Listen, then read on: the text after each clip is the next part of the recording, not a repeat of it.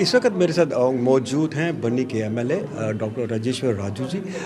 इनकी साथ ही लगती कॉन्स्टिट्यूंसी है बिलावर। वहाँ पे करीब 2 साल पहले 4 लोगों की मृत्यु हो गई थी। तब इनिशियली ये कहा गया था कि ये टेररिस्ट अटैक है और भाजपा के काफ़ी नेताओं ने इसके ऊपर बयानबाजी भी की, धरना प्रदर्शन भी किया था।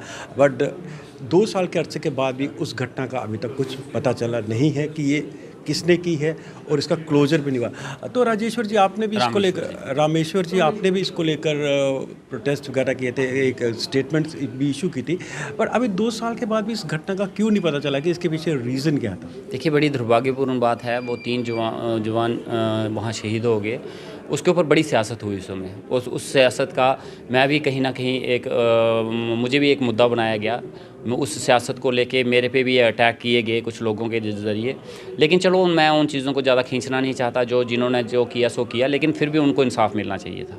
मेरे साथ उन्होंने जो किया, मुझे उस चीज़ का कोई रिग्रेट नहीं है। कईयों से गलती होती है, कई पॉलिटिकली मोटिवेटेड लोग भी होते हैं, लेकिन उन फैमिलीज़ को इंसाफ़ मिलना चाहिए था जो आज तक नहीं मिल पाया है। आज भी वो लोग हंगर स्ट्राइक में 1 महीना, 2-4 महीने पहले हंगर स्ट्राइक पे बैठे थे, लेकिन फिर भी उनको हंगर स्ट्राइक से उठा दिया गया, लेकिन उन लोगों को इंसाफ नहीं मिला। आज तक उनको मेडिकल रिपोर्ट नहीं दी गई कि उनके बच्चे, उनके घर के भाई, उनके घर के जो जितने भी मेंबर्स थे, उनकी मौत किस रीज़न से हुई है। उस समय बड़ी बड़ी बातें हुई, CID इंक्वायरी कराएंगे, CBI इंक्वायरी। कोई CID CBI इंक्वायरी नहीं हुई। वहाँ पर कोई इन्वेस्टिगेशन प्रॉपरली तरीके से नहीं हो पाई, और ना आज तक वो रिपोर्ट निकल के बाहर आई है कि उनकी हत्या हुई कैसे। राजेश्वर, ये जो अभी आप कह रहे हैं कि वो आप तो एलिगेशन लगा रहे हैं, ना CID की रिपोर्ट दी गई है, ना कोई मेडिकल रिपोर्ट उनको दी गई है, और अभी तक ये भी नहीं पता चला कि उनकी हत्या क्यों हुई है। पर आपको तो वहाँ के साथ के कॉन्स्टिट्यूंसी के विधायक, आपको तो याद होगा कि LOP और जो केंद्रीय मंत्री हैं उन सब ने कहा था कि it's a clear case of terrorist attack. अगर टेररिस्ट अटैक था तो फिर इसको केस का क्लोजर क्यों नहीं हुआ? और देखिए, उस वक्त बड़ा कुछ कहा गया। उस वक्त बोला गया कि हम इनको शहीदी का दर्जा देंगे, शहीदी स्मारक बनाया जाएगा इनके नाम को, इनके घर वालों को जॉब दिए जाएंगे, पेंशन्स दी जाएंगे। उस वक्त बड़ा बड़ा कुछ बोला। उस वक्त तो पूरा हिंदुस्तान लेके इन्होंने उनके आगे रख दिया था। लेकिन उसके बाद क्या? उसके बाद मुझे बताइए, कितने लोग उन्हीं में से जो वादे करते थे उनके पास गए?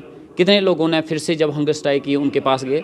तो ये बड़ी चिंता का विषय है। सिर्फ सियासत चमकाने के लिए उस मुद्दों को उठाया तो जाता है, लेकिन सियासत क्रेडिट लेने के लिए, उस समय क्रेडिट लेने के लिए बाकी किसी को नहीं वहाँ पहुँचने दिया। वहाँ हमारे डिप्टी CM साहब जाना चाहते थे, वहाँ वो नहीं पहुँच पाए। वहाँ चौधरी लाल सिंह जी जाना चाहते थे, मनोहर लाल जी जाना चाहते, जो वहाँ के विधायक भी रहे हैं, उनको नहीं वहाँ पहुँचने दिया। तो पूरा का पूरा उसको ग्रैब करके कि क्रेडिट कोई और ना ले जाए, क्रेडिट की राजनीति थी वो। उस मसले को उस समय पॉलिटिकली बनाया गया, लेकिन आज तक उस फैमिली को कोई भी इंसाफ नहीं मिला है, जो बड़ी दुर्भाग्यपूर्ण बात है। और आप कह रहे हैं कि इंसाफ नहीं मिला। मैं वही आपसे जानना चाहता हूँ, क्योंकि आप तो ग्राउंड से जुड़े हुए नेता हैं, आपको तो ज़मीनी हक़ का मालूम होगा। तो क्या ये टेररिस्ट अटैक था? क्या ये इनकी हत्या की गई थी, या इस केस को जानबूझकर दबाया जा रहा है ताकि जो क्लियर पिक्चर है वो लोगों के सामने ना आए? देखिए, उस समय जितने भी लोग थे, जितने भी पॉलिटिशियंस गए थे, वो तो डिक्लेयर कर चुके थे ये कि मिलिटेंट अटैक है। वो तो बता चुके थे ये मिलिटेंट अटैक है, एक बड़ी साजिश है, मिलिटेंटों ने मार दिया है। तो जब उनको पता था, जब वो बयान दे रहे हैं, तो उसका मतलब उनको पता था मिलिटेंट अटैक है। इन्होंने बयान देने से पहले वेट करने की कोशिश नहीं की, ना एजेंसी से पूछा, ना इंक्वायरी होने दी। इन्होंने उसी वक्त ऑन द स्पॉट फैसला दे दिया कि ये मिलिटेंट अटैक है और मिलिटेंटों ने किया है। तो फिर उसके बाद अब नज़रें क्यों चुराई जा रही हैं? अब क्यों अपने बयान से बदला जा रहा है? और जब वो बड़ी बड़ी इंक्वायरियाँ करवाने की बात की गई थी, क्यों नहीं वो इंक्वायरी की गई? अगर वो पेरेंट्स हो, वो फैमिली चाहती है कि यार एक इंक्वायरी तो करवा दो, और तो छोड़ो, आपने और नौकरी मत दो, कुछ मत दो, इंक्वायरी तो होनी चाहिए। वो इंक्वायरी क्यों नहीं करवाई गई? ठीक है, तो बड़ा कुछ इस चीज़ में पॉलिटिकली इन्वॉल्व हुआ, इस चीज़ में एक सियासी रंग दिया गया इस चीज़ में, लेकिन इंसाफ फिर भी उस फैमिली को नहीं मिला है।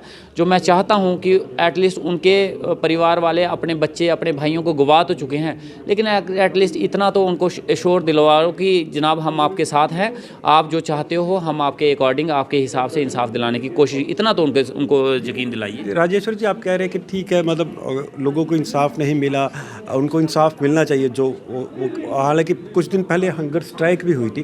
बट मैं आखिर आपसे पूछना चाहता हूँ कि ये मुद्दा इस करंट सेशन में असेंबली में नहीं उठाया है, ना आपने भी उठाया। तो क्या आपको इस मुद्दे को दोबारा उठाएंगे या गवर्नमेंट को प्रेशराइज करेंगे कि इसका क्लोजर तो हो, रिपोर्ट का पता तो लगे कि हु किल्ड दीज पीपल? देखिए, मैं आपको एक चीज़ बताता हूँ। आज के वक्त में ये जितनी एजेंसीज़ हैं, जितनी सिक्योरिटी फोर्सेस हैं, पुलिस डिपार्टमेंट है, ये कहीं ना कहीं जम्मू कश्मीर यूटी गवर्नमेंट के अंडर नहीं आता है। ये केंद्र सरकार के अंदर, होम मिनिस्ट्री के अंदर, एलजी साहब के वो अंदर मुझे मालूम है, आता पर हाउस में तो उठा मैं सकते आपको हैं। बताता हूँ, वहाँ एक मुद्दा होता है सिर्फ उठाना है, एक मुद्दा होता है हमें हल करना है। अगर आप हमें हल करना है, सिर्फ मुद्दा ही उठाना है, तो वो तो मैं आपके सामने भी उठा रहा हूँ। अंदर जाके पिछली बार भी तो उठाया गया था असेंबली, उठा देते हैं, उससे क्या मसला हल हो जाएगा। ये बात वहाँ जाएगी, आगे से स्पीकर साहब की तरफ से डायरेक्शन आएगी, ये हमारा डोमेन नहीं है, इसमें हम कोई डायरेक्शन पास नहीं कर सकते, जैसे कि पिछली बार हुआ था। पिछली बार भी यही हुआ था, इस बार भी अगर सही में मुद्दा को हल करना है तो एलजी साहब के पास जाएँ, हमारे सेंटर में होम मिनिस्ट्री के पास जाएं, हमारे एमपी साहब हैं उनके पास जाएं, वो इस मसले को अच्छे से हल करवा सकते हैं। क्योंकि आज के टाइम में सारी एजेंसीज जितनी भी सीबीआई, सीआईडी, पुलिस, आर्मी, सब इनके अंडर हैं। तो मैं चाहता हूं कि, और वो सारी की सारी भाजपा के साथ जुड़ी हुई हैं, तो मैं चाहता हूं कि वो सारे लोग जब उस समय आए थे, इतनी ज़ोर शोर से आए थे, आज भी उस ज़ोर शोर से और उस ईमानदारी से इस केस को सॉल्व करने की कोशिश जरूर